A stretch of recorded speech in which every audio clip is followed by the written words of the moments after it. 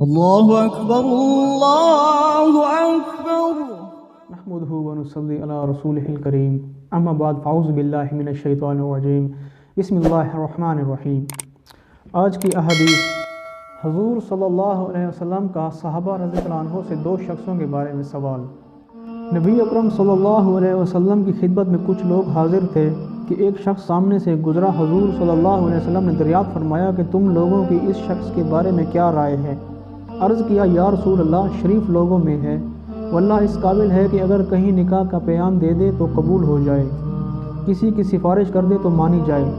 حضور صلی اللہ علیہ وسلم سن کر خاموش ہو گئے۔ اس کے بعد ایک اور صاحب سامنے سے گزرے۔ حضور صلی اللہ علیہ وسلم نے ان کے متعلق بھی سوال کیا۔ لوگوں نے کہا، یا رسول اللہ، ایک مسلمان فقیر ہے، کہیں منگنی کرے تو بیاہ نہ جائے، کہیں سفارش کرے تو قبول نہ ہو، بات کرے تو کوئی متوجہ نہ ہو۔ آپ صلی اللہ علیہ وسلم نے ارشاد فرمایا کہ اس پہلے جیسوں سے اگر ساری دنیا بھر جائے تو ان سب سے یہ شخص بہتر ہے۔ فائدے میں شیخ الحدیث لکھتے ہیں، مطلب یہ ہے کہ محض دنیاوی شرافت اللہ کے یہاں کچھ بھی وقت نہیں رکھتی۔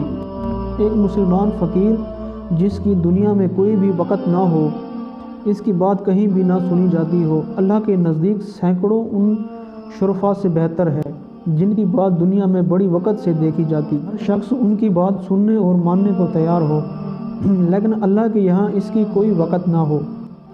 دنیا کا قیام یہی اللہ والوں کی برکت سے ہے۔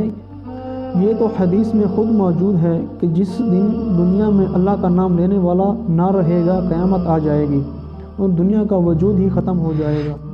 اللہ کے پاک نام ہی کی یہ برکت ہے کہ دنیا کی سارا نظام قائم ہے۔